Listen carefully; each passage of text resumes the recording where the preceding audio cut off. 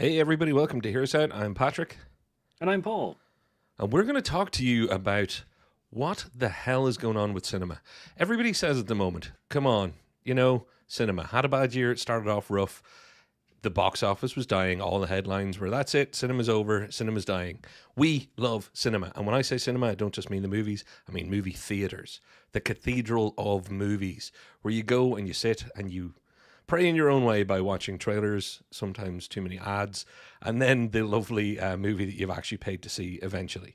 You can probably tell by that intro that cinemas and movie theaters are great, but they're not exactly nailing the whole experience. Now, Paul, before we go into the whole big deep dive into how we can fix cinema, we've got to talk about what the problems are. But there's one little bit of housekeeping that I want to get rid of before that, if that's all right. Yeah, And of that course. is box office success. Everybody says it's not about movie theaters, it's not about what they do, it's about the movies that they're given to show. We've had Bad Boys 4, Ride or Die, be a surprise hit. Just when everybody said that 2024 was going to be the biggest bust ever, it gave a shot in the arm to the box office. Then Inside Out 2 made $1 billion in 3 weeks. Crazy. That's not bad. And Quiet Place Day One recently came out, had its opening weekend of about 53 to 54 million, I think the final numbers were. And wowzers, like, they're not bad. That's how could we have ever been worried, Paul?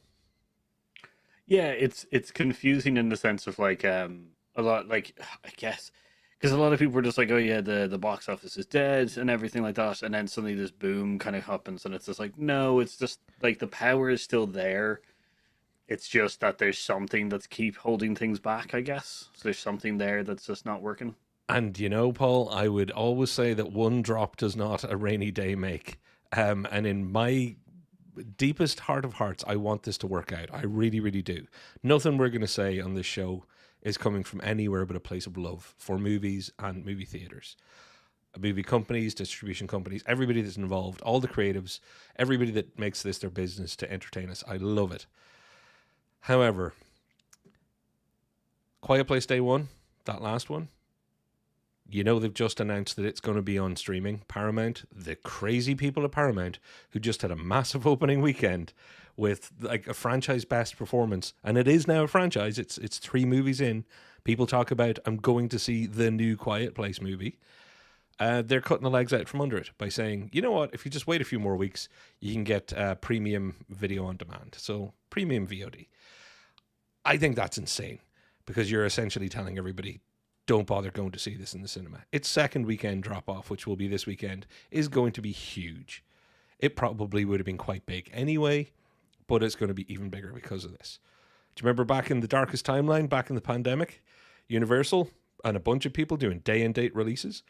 Yeah, We yeah, that was we had Dune, I think was one of the biggest egregious ones. I think it was day and date, wasn't it? Um, it was threatened to be, I think, and then moved away, I think, which was that's like kind right. of a weird. It was like, we were all like hoping to get it on day release, and then it was just like, nope. It's So so weird that anybody would, and I'm not again not picking on movie companies, but anybody who wants to trust the movie companies and say, oh no, but look, they'll give us great big blockbusters and that'll keep movie theaters safe. No, they'll come up with 19-day release windows like Universal tried, where it's like, we'll put it in the cinema for 2 weeks, and then we're going to put it out on something that doesn't get movie theaters any money, which is video on demand or streaming, because everybody's got a streaming service now except for Sony, and even they're talking about buying somebody up. So my big message there to anybody who's going to try and say there's no point in talking about this, it's actually just about what movies are made. It's not. Movie theaters are going to have to save themselves. This is one of those times where you don't stand on the Titanic and wait for somebody to get you on a boat. You run around and find a door and hopefully a woman who's not going to push you into the sea. Titanic reference, only 30 years late. So Paul, the main reasons that people say movie theaters are going through a hard time, and what's putting people off going to them, it's money, economic. yep. Yeah, like it's just this argument has been going on for pretty much a while now, even beyond the I guess what's currently going on with movie theaters and stuff like that. It's always been dubbed as too expensive, or the food is too expensive, kind of thing. So that's Yeah, that's always been a running kind of a running gag or running complaint about I guess movie theaters and stuff. Yeah, and people will say, okay, well, how am I going to afford this? I got to go all the way to a cinema. That's going to cost me transport, either public transport. It's going to cost me gas or diesel in my tank. I got to get there.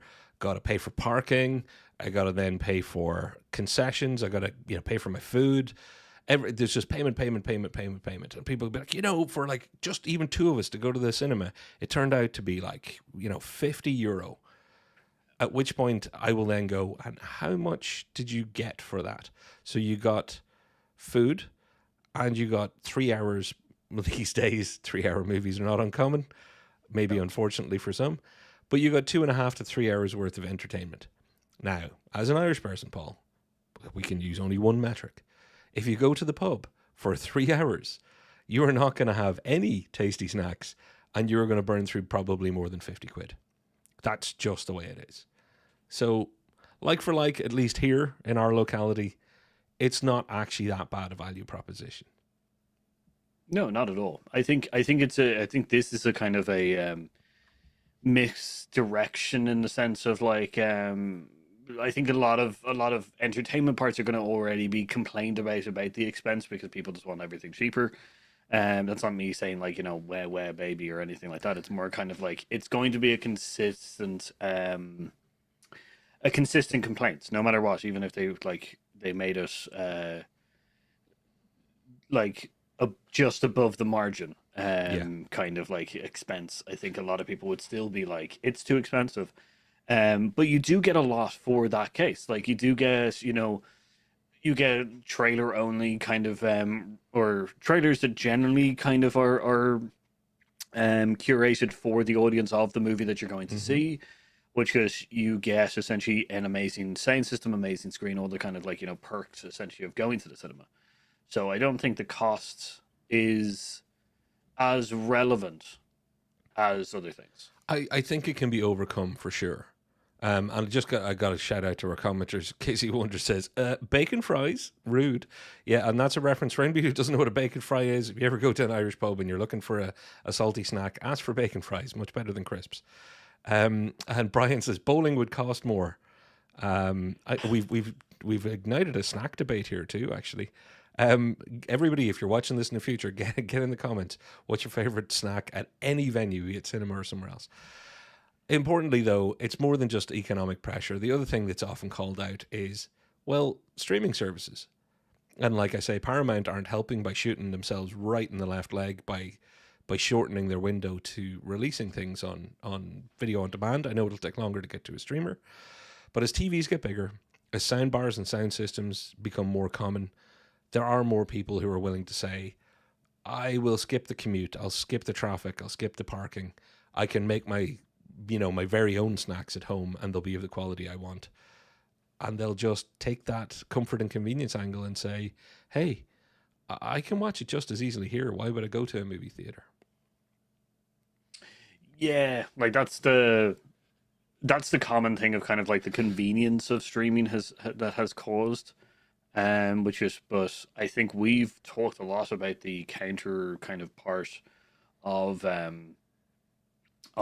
You're never going to be able to mimic the systems and technology as much as you can, as much as as much as you try, as the cinema will have. Hopefully, like if it's a decent cinema as well. Exactly. And look, Paul, so if that's what people are saying, hey, this is what cinema's got to contend with. I say yes, cinema does have to contend with all that. Movie theaters have got to realize that they are up against it now. The world is changing, and our generation and our generations are getting older, and people are changing what they expect. People are not used to the idea that they can't pause something and go out to the kitchen or go out to the bathroom. People sitting in a theater, attention spans, we talked about it recently, getting shorter. Kids are used to the idea that I'll just watch it again another time. So, trying to get somebody to sit still and watch something is hard enough. You've got to make sure that you're given the absolute maximum to make sure that you can get the right people and the right volume of those people in to keep your movie theater going. So, to kick it off, Paul, it's about quality experience. Don Draper is on screen right now in the old style of air travel. Back in the day, and a lot of people who've only ever seen modern air travel will not believe this, but there was a time when airlines didn't hate you. There was, in fact, there was a time, and there's some wonderful pictures in Dublin Airport, or at least there used to be, of people getting very dressed up to go on their flight because it was a big deal. It was a top hat and tails, best dress and parasol kind of stuff here. And now I'm not suggesting that cinemas need to go to the level of making it an exclusive thing, but you can't go Ryanair on it. Just because you can't do the Don Draper and all the rest doesn't mean that you can go the Ryanair JetBlue kind of shove them into the cinema. They'll take what they take because we made it cheaper. There is no point in fighting the economic thing by just being cheap. Yeah, the idea of a budget cinema is already done. It's just called home streaming now, kind of thing. Thank you. Exactly. Like that's the biggest. You're right. The contender right now is essentially to make it more of a luxury experience and stuff instead of doing the kind of like if people are going to complain about the expense, no matter what, because that's what you're going to get. Why not then put more into that? Why not make people feel the value of what they're paying for rather than, trying to cut back more and more? And I do get that, like, at their current kind of economic kind of place, it might be difficult for cinemas to make a more luxurious feeling. But, like, I don't think it's impossible. And I don't think that we're asking them for, like, 5-star hotel level of, like, oh, I've lost my. You've lost your screen. It's all right. We can still hear you though. Yeah. So we'll keep going, Paul. You just let me know if you disappear completely. So Yeah. say a word the odd time. But yeah. So the message here is, and we're very helpful, Paul. This is the kind of channel that so much we love movie theaters. This video is a step-by-step guide as to how they can save themselves. First thing, don't bother racing to the bottom. Don't go Ryanair. Go flying high. Head back towards the old style where people are like, yay, this is an evening out for me. I am enjoying this experience. We've already had people in the commenters saying that pop culture, love to see you. Good man, pop culture. I miss the theater, but the screens are not great unless I pay extra for the XD. Same here. If I don't pay extra for the big screen, the big one, they've all got different names for their big screens here. You're in trouble. You're going to be in a crappy room, and we'll cover that in a moment. But Paul, first things first, you set the tone. You set the tone. That little guy that I'm showing on screen it's a statue that used to be outside the Screen Cinema, and it's what used to be called an usher. So when you went to the cinema, and I remember ushers, the people who worked there would, bring you to your seats or point you around. There was the little flashlight, finding your seat. It still happens sometimes in some locations, not very often, and only usually at the very biggest movies. But the other job ushers had was to stay in the cinema, and I've known a lot of people who were lucky enough to do the job. You sat down, particularly in the big screen in the Savoy in the centre of Dublin, you sat down and watched the start of the movie. Why? Because usually, if someone's going to be a talking pain in the neck, they'll do it within the first 15 minutes. And you can go and explain to them, by the way, you're a horrible human being. None of us really like you on our planet. You can now please leave. Yeah, like I think a large complaint right now of kind of avid cinema player or cinema goers is the etiquette. I get is very much on a downturn. I think, and having someone there that his job is to essentially, as you would in a theater, because like if you go to like pretty much any of the West End theaters, there's ushers there who will shush you and also remove you if you are too loud, and that experience needs to be moved over to the more cinema orientated kind of thing. Just to be like, hey, listen, you need to be quiet, and like all it really takes is someone in a uniform shining a torch at you. Yep. You kind of immediately are just like, oops, I'm sorry, let's move on, kind of thing, Well, look, I know, and we've got people in the live chat who can confirm this is true. in places that are not Ireland, so the United States, for example, there are theatre chains who have specifically cracked down on this. And, Alamo Drafthouse and a few other people are famous for like hey, don't ruin this for everybody. We're not going to mess around here. Which, if we could even just get that enough that people get used to the idea that when I'm in a cinema, there is etiquette at all, even if they don't understand all of it. How about not lighting up your phone? How about not talking? How about not talking on your phone? How about not having a entire conversation? Almost said the F word, but held myself back. These people, there is a boat that I will build and put them all on and send them out to an undetermined destination if I could, because they ruin something that everybody else is there for. And I know people will say, I am old man and I am shouting at clouds. Well, as far as I'm concerned, if cinemas don't start enforcing the rules that they say they have, and when I say enforcing, I mean actually physically doing something about it, not playing a trailer beforehand, then here's what should happen. Out you go. Get in the bin. Paul, you went black and I just kept going, assuming that you're still going to be there. Still there. Cool. Okay, well, disembodied Paul is going to be with us for the rest of the show. I hope, Paul, if at some stage it does turn out to be just me, then we'll deal with it. Okay, but moving on, there's the other thing. What happens when you go out to a venue? You want it to be, at the very least, clean. Hey, how you doing? We can see you. You want it to be clean. I have gone to cinemas in this country and paid, the good bucks. This is not a $2 show, and this is not the €5 all in middle of the day, cheapest show. We haven't had time to clean the place yet. I have been to cinemas that are genuinely ratty and tatty, and that's not okay. It is not okay to say, hey, we're going to charge you money and we're not going to keep the place clean. Now, there's a whole other bunch of etiquette that we could try and enforce on the public to say, hey, how about you take your rubbish with you afterwards? It'll help us turn around. Airplane people actually say that now. They have announcements on airplanes going, how about, you help us by giving us your rubbish when we come around to collect it. Take your trash with you, whatever it might be. I know people are awful and they ruin almost everything. It's why we can't have nice things. But theatre owners have to hit a minimum standard. And when I say minimum standard, I mean you don't go below it. It's so good if you can just keep going up from it, but minimum standards have to be met. Always. Yeah, because I think you recently told us a story about essentially one of the screens that you went to had either a repair or some slight damage. Yeah, That the was screen just off to the itself side.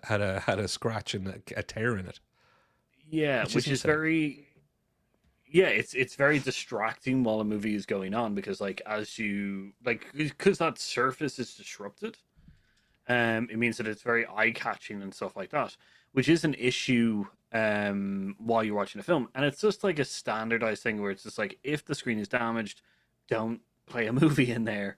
Try to move it to another theater, or and we understand that the expense of those screens is quite immense. That um, maybe essentially just getting them, which goes repaired and that as quickly as possible and Yeah. financially as possible. And the thing is, it's just a standard, as you say, just a standard level of care. Set a standard, set it as your minimum, and don't drop below it. Always strive to exceed it, but don't drop below. Look, the chat's going massive here. And by the way, everybody that's with us, thank you so much. I love you all. Please hit a like if you can. And tell your friends to subscribe because I'm sure you all already are. But importantly, Brian's made a great point. Live concerts have places where you hand your phone in.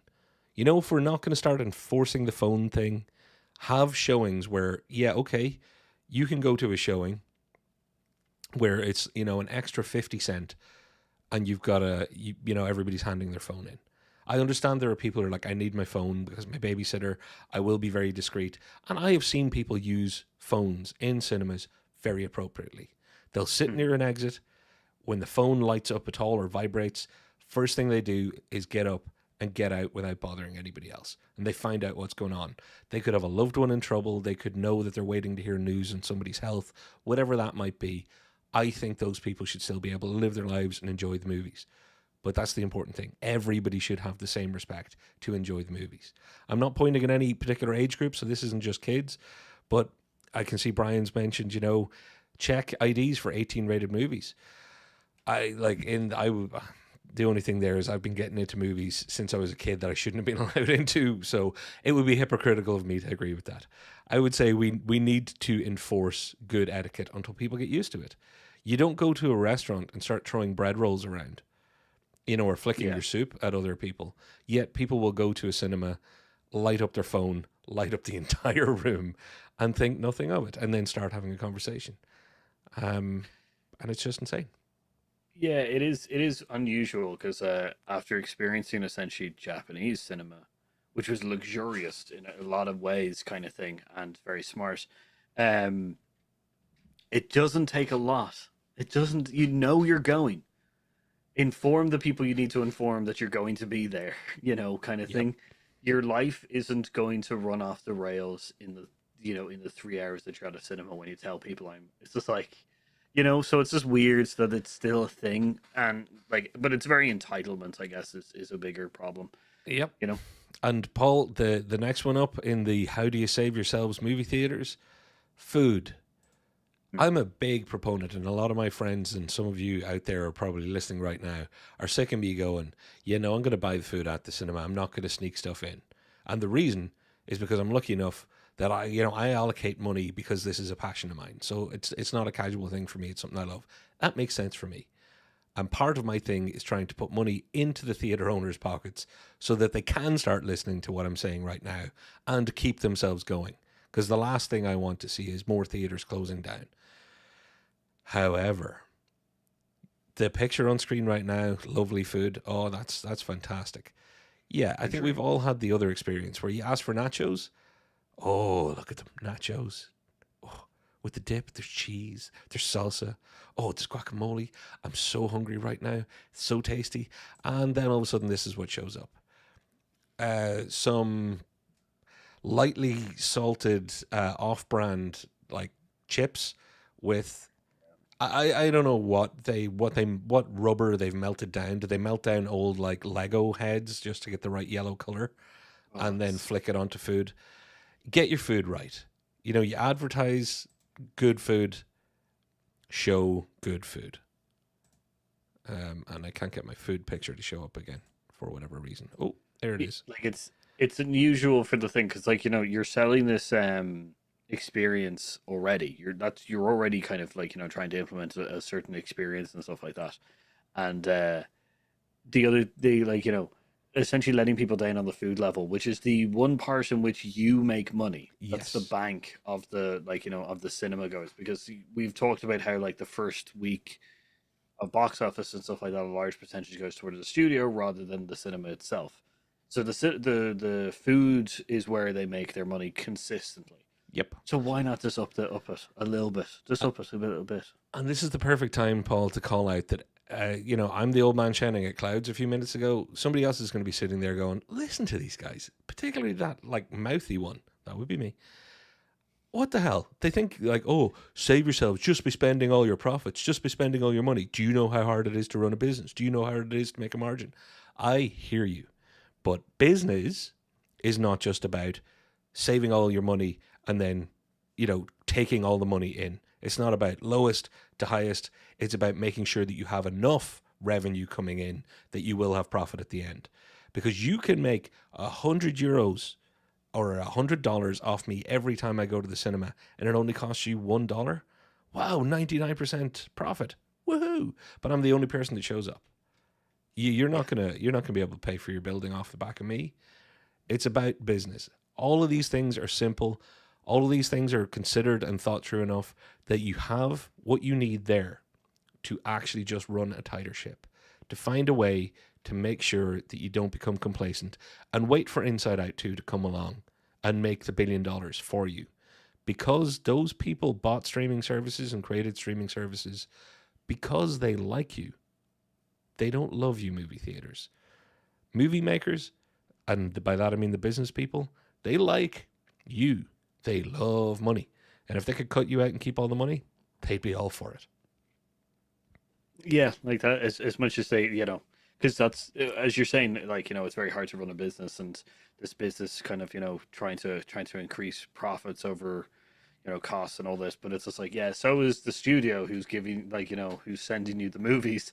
They're also trying to do it, and if you make yourself more invaluable to them, then you're less likely to not get. You'll be more concreted into the chain of entertainment for movies and stuff like that, which Yeah. is important. Amazingly Um, enough, Ferrari found a way to make money with really expensive cars. I wonder how they did it. yeah, this is the thing. We've already have examples of very expensive cinemas doing really really well, which is here in Dublin. Like there's a very fancy kind of I can't remember the name of it right now off the top of my head, but it's a very kind of like you can order food to your Oh yeah, table the one down and in everything like that. Rathmines, the Stella. The Stella, yeah, which is very nice, and I would definitely like go there again. But then in the States there's the Anima Draft House as well. They are also very now they may have gone downhill or uphill, I don't know. But they used to be very stylized as well, kind of food, being able to order at your table and watch your movie, and you know, Well, in the just before, because we've got another three steps to save movie theaters that we're going to come back to after the break. But we've got just a little bit of time to shout over to the comments, because there's a few things that have been asked and mentioned that we're not covering necessarily, and that is, Pop asked, do they serve alcohol here? I don't think they serve it. Well, you can get drinks outside in at least one of the cinemas I go to, as in there is a whole floor that is a bar, and I'm pretty sure you can bring a bottled drink in. I've just never done it. I don't understand why I would. Um, but I do know that I've gone to the cinema, and I've told this story on the show before. Went to the cinema to see Jaws with a bunch of people who wanted to see Jaws, and one guy showed up drunk, fell down the stairs, and split his face open. And you know who had to come in after one of the patrons went out and got them? Somebody you would previously have called an usher. And that's, again, back to the simple fix. If people are going to be drinking too much, they will show themselves and they should be ejected, yeah, because it only affects everybody else. You're worried about, oh, but then they'll never come back. Well, what about the 5 people that didn't have a good night that don't come back for 6 months, or maybe try a different theater chain? So, Paul, we promised that we've got a resolution, and we've talked about some of them so far. And mhm. like I said just before the break, a couple of great ideas in the comments, some of which we'll be covering in a few moments. Anything that we don't, we'll come back to. So keep your ideas coming in. I'm throwing up the Marvel Cinematic Universe here. Um, this might be a weird way to make the point, but you notice that when you go to the cinema, it's impossible to find just right. There's no Goldilocks time for everybody to go to the theater together. Yeah, I'm not expecting them to do that, but try mixing up your show times. Try maybe having the odd later movie that's, something that's not an MCU movie, something that's not the big blockbuster. Try giving people a shot at the other types of movies that they wouldn't go to, where they're like, oh, I wanted to go to the cinema tonight. That's on too early because I'm not going to get home from work. We're not going to be able to meet with our friends, or we want to do something else first, but we still want to go to the cinema. You know what? I think I would try a Big Sick, or one of those great independent films that made it out into a cinema and 12 people saw, and then everybody saw and went, my God, that was great. I should have gone to the cinema to see it. yeah, like the expansion of essentially the cinema kind of thing, because we've talked about this as well, where if you were to open your doors to more mid-level kind of budgeting movies or independent movies, especially local ones as well, because we do have like the IFI and Yep. Lighthouse here in Dublin, which do try to go into the more kind of smaller indie kind of, and especially local cinema experience. But the thing is that you could like, why isn't the bigger change doing that as well? You're not. They have pushed the boat out a little bit, but it's not enough.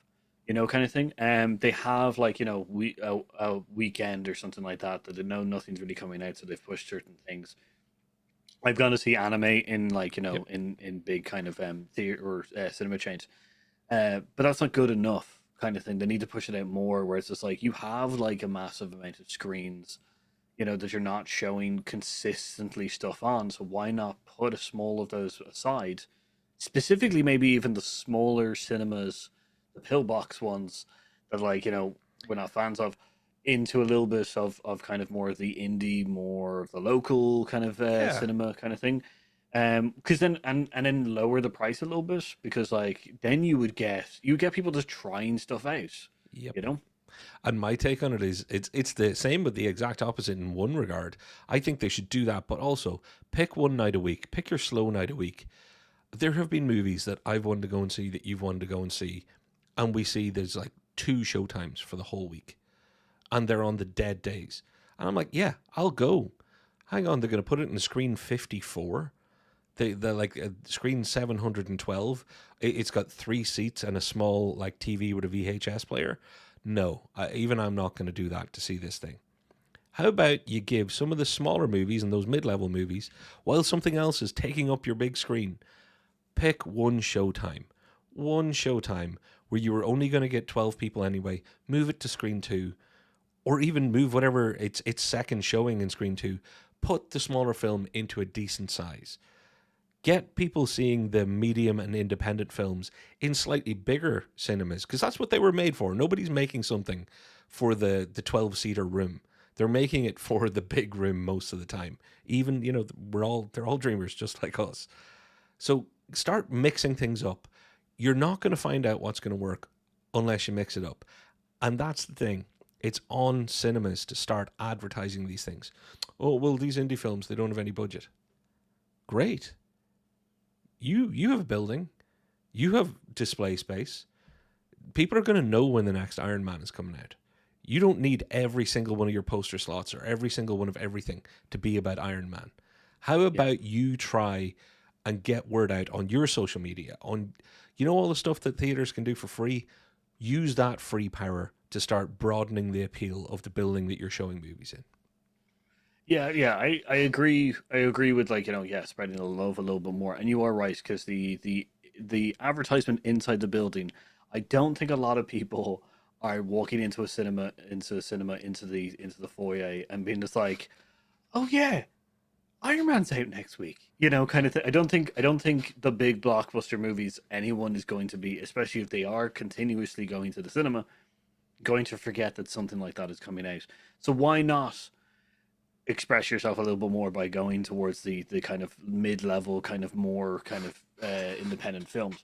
It just make sense to me, in the sense of, like, you be an advocate for cinema, It's the you know product that you're making money off. yeah. So, like, why not be a helpful hand in that, kind of industry? And Because, like, it could be, I've heard stories of, like, Spielberg getting his first break of a tiny film that he made in, like, in his hometown cinema, and he appreciates it so much that now that's become like a shrine within the cinema community to go see movies there.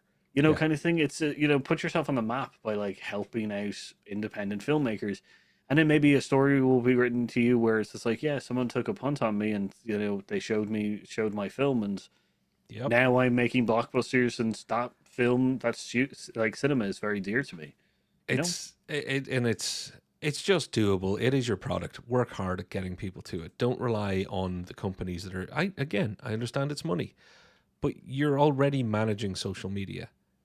Manage it better. Just don't concentrate on, hey, we're going to have 5 big films a year that keep us floating. You're still going to have those 5 big films a year that will keep you floating. Spend your time on the ones. Don't bet on the horse that's going to win at the 0 odds. How about you pick some of the others so that when they come in, you can start making more money off them? I am a terrible gambler. I don't know if what I just said makes sense. So, Paul, back to then some of the practical stuff that is going to cost money.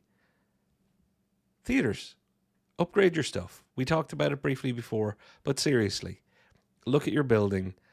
Look at what you have to. If you've not got the cash to do it, fine, absolutely fine, but make a plan.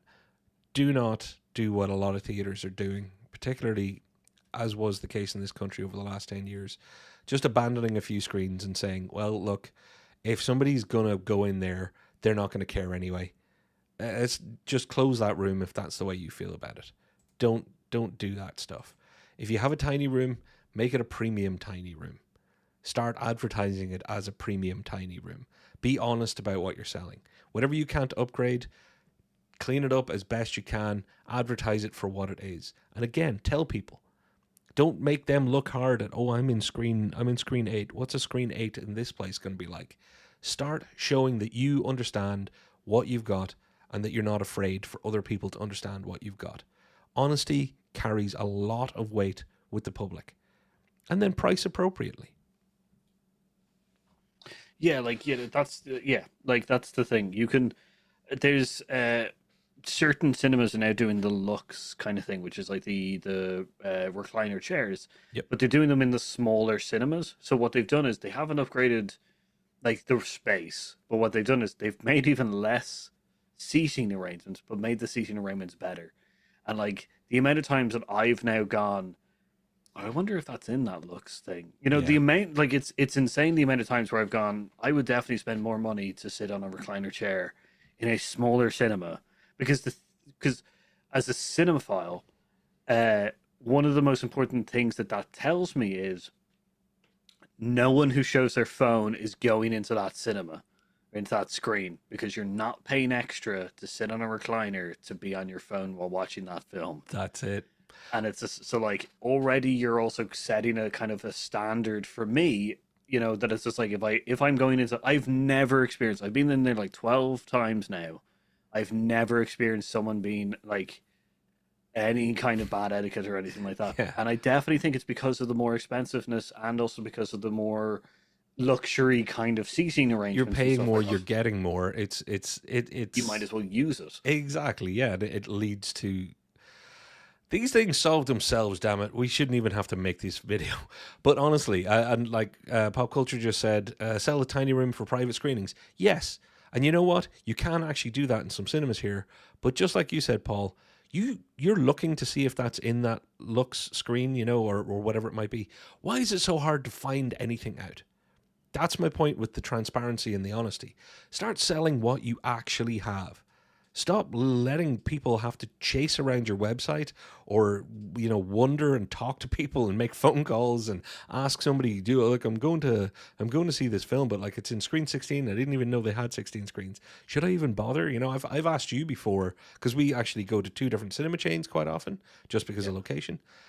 And I've asked you like what's the screen to avoid, because there's a film on that I really want to see. It's not in the screens I know, you know, one or two. It's in one of the other numbers. Should I or should I not? And you know, famously, I can't remember what screen Screen number it is. 9. Screen 9. Don't touch it. Okay. Well, Which Paul, is yeah, go for which it. is actually coming back to your whole upgrading thing, is they've actually upgraded it and now it's fine. There you It's go. grand. They've actually, because the atrocity that was the cup holder in the chair in front of you on the ground, they've upgraded it. But they did that during the lockdowns and stuff like that. They had the Yep. time, so they decided to upgrade. So like a lot of the screens now in that cinema are also upgraded, and they took the time. And now, yeah, I I don't live anywhere near that cinema anymore, but I do consistently go, "Oh, that's showing in there. Maybe I'll go see that," you know, There kind of you thing. go. Exactly. You know, build it and they will come. Keep it clean, do it right, and they will still come. So, Paul, we're down to the last couple of things real quick because we gotta head towards wrap up in the next few minutes, I guess, or the next 5 to 10 anyway. Alternate revenue. This is going to sound weird, and everybody said this stuff before, but come on, you've got a big exhibition space.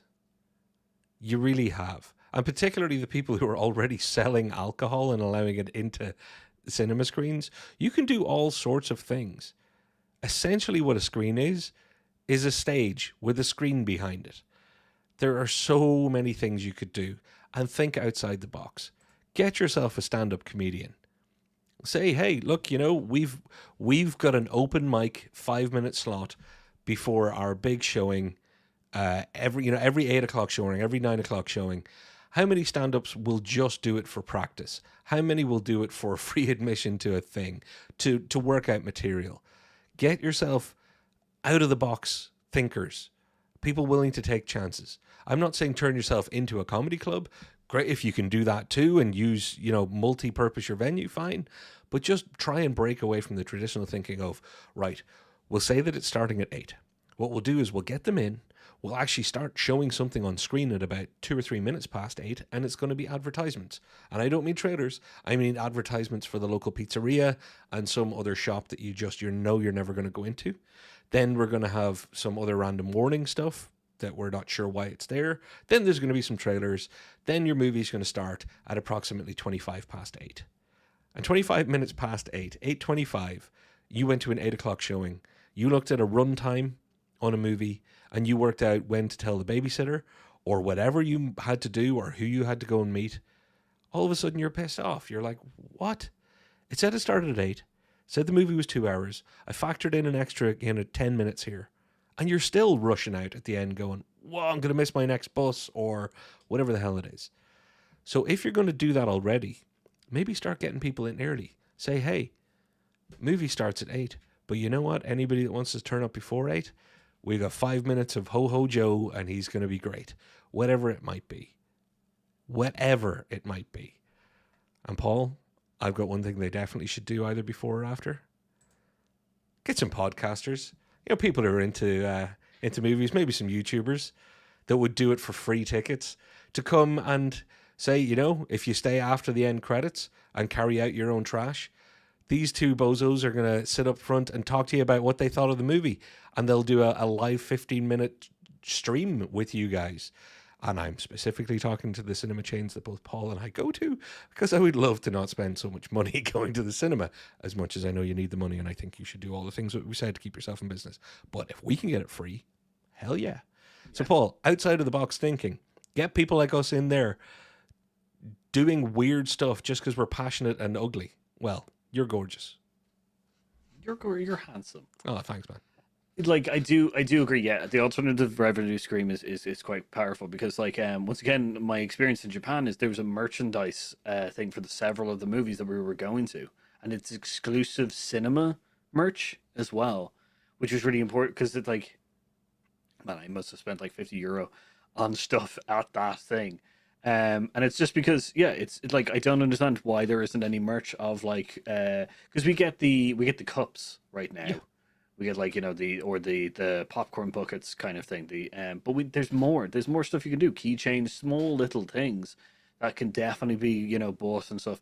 I don't like Inside Out 2 could have made not only a bomb at the box office, but if they had a small merchant kiosk at every cinema that they were playing, they would have made even more money because you just have small kids who want little merchandise of remembering that they went to the cinema to watch it.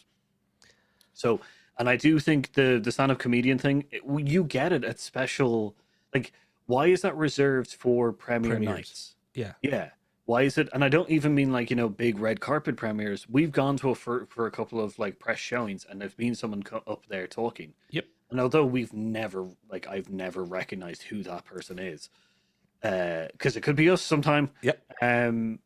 It's always been good as an introduction into the movie and get everybody kind of it sets a stage of the event rather than do choose your tones, don't have a comedian while you're watching Maxine or just before Schindler's List, the clown comes on. No, that's not going to work.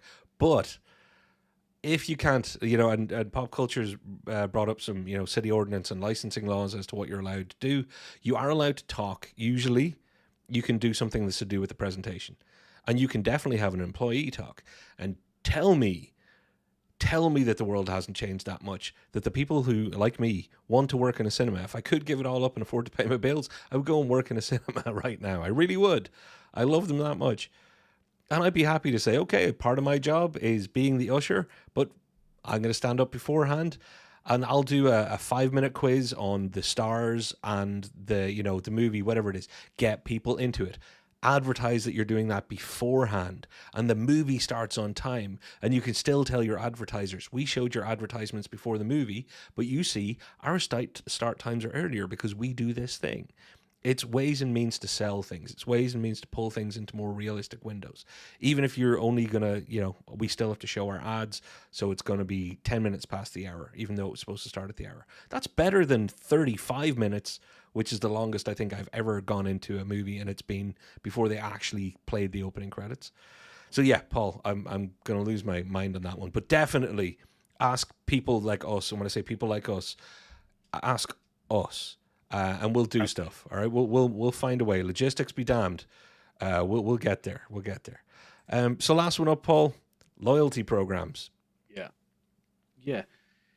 like this is just a no-brainer. They already have them, kind of thing, but they are meant to be loyalty programs in the sense of if you are loyal to the cinema, then you get these benefits. Like, it's a subscription model that we already have, that streaming services have. The loyalty there being stay with us, and we will consistently pump out kind of stuff.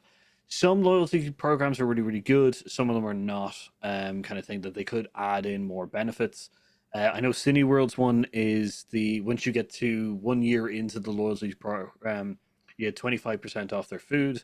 You can go then to Black Card member kind of premieres, and also you get free access to the movies as well. Um, but like benefit like that needs to be a standard. Like that's a really good loyalty program. Yep. I've had ones where it's just like one ticket per movie. Yeah. That's it, and Yeah. you're just like, that's cool. But I've gone to Marvel several times, and I spent quite a lot of money on the kiosk, like Yep. on the food stuff.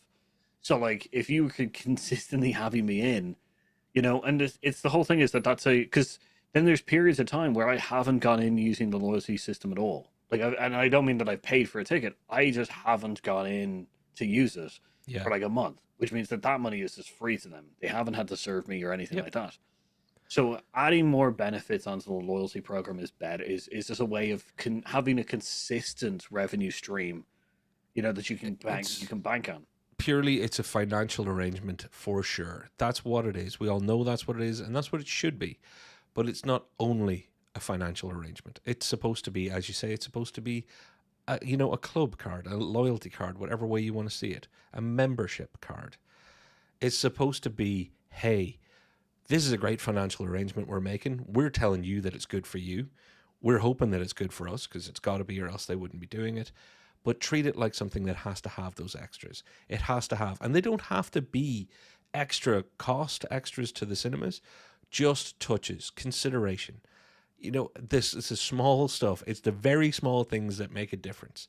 When you go somewhere, if you're a loyalty card member holder in a hotel chain or something, and they know it, they may use your first name, or whatever. They'll be trained to give you an extra. We now have more information on you than we did before.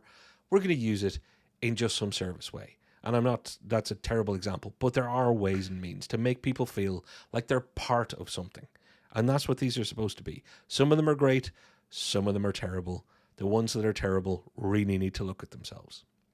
Yeah, like the airlines have a perfect loyalty program, which is like the amount of times that you use them, you can then get upgrades. Yep. That's one element of a things. If I was to find out that I could get a free, if I went to like, 3 or 4 movies, and I could get a possibly upgrades to like, a free looks showing of a movie, man, I'd be there like I'd just go Yep. see it's the same movie 3 times or something like that. There's something that gives us a benefit of going to the cinema.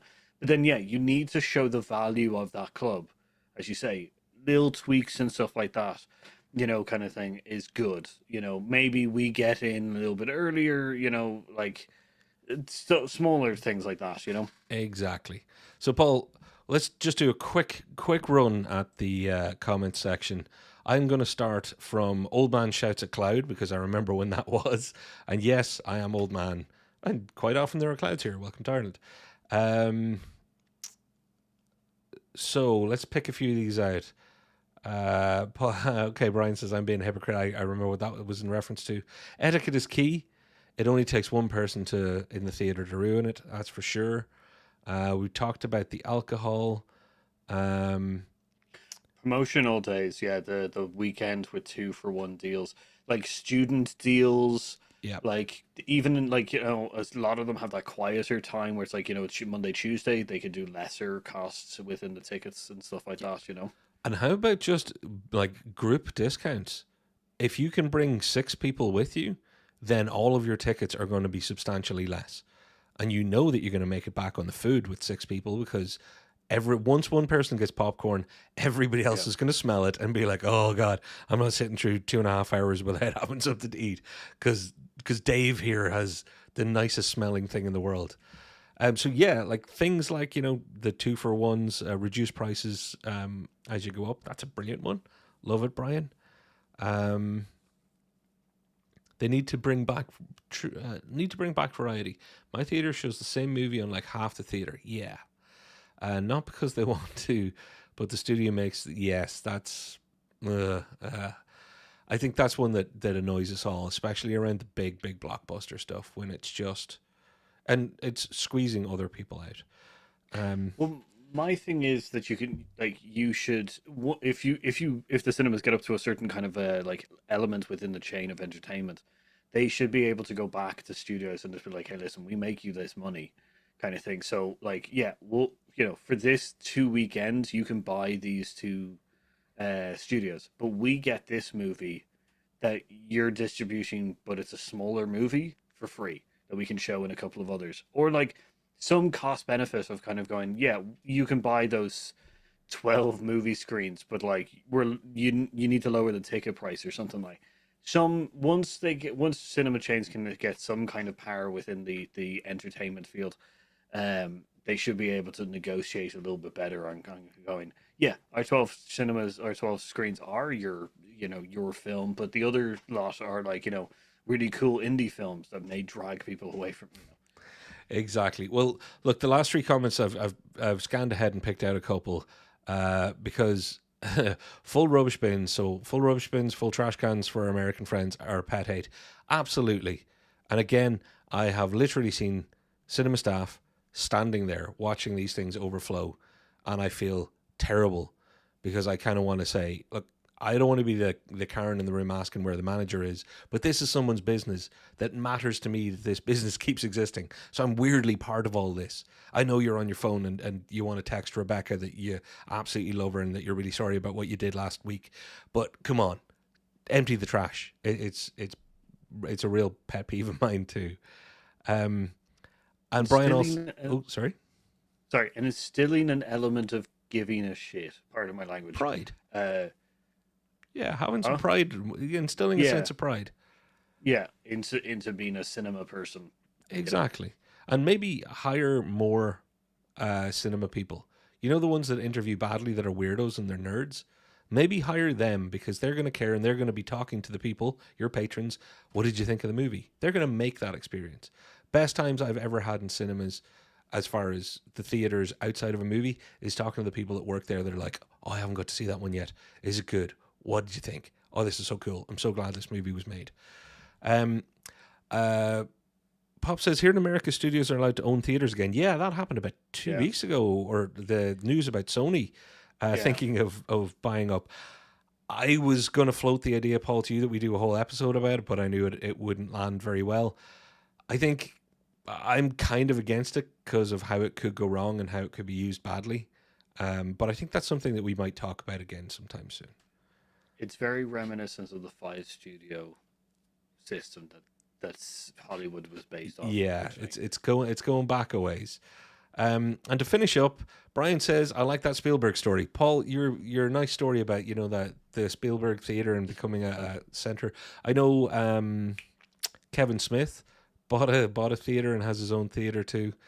I think it's beautiful. It would be a lovely dream. I'd love to have Hear Us Out movie theater and then be on the other side of this debate, Paul, where somebody with no mortgage on the theater building like me is shouting into the internet going, here's what they need to do. I would love to be on the other side and see if it's as easy as I'm making it out. Yeah. Like that's the dream. The dream of being in the entertainment industry is seeing something that you've made or you've done up in the cinema screen. So yes. We love them. And it is July 4th, so happy 4th of July to all of our American friends, wherever you are. I hope you're having a good time with your loved ones and your family. If you're just hanging out watching us, you are a loved one and you are family. So thank you so much. Paul, let's close it out and say bye-bye to the people. Yeah, so thank you very much for watching. Comment down below if there's any things that you would like to see cinemas to change and do differently, which goes... like, subscribe, ring that notification bell, which goes do the do-do-do's. Perfect. Tell your friends, love you all. Thanks to the live and anybody watching in future. We will be reading your comments, so get them in there. See you soon. I've been Patrick. Bye-bye. I've been Paul. We've been Hear Us Out. See ya.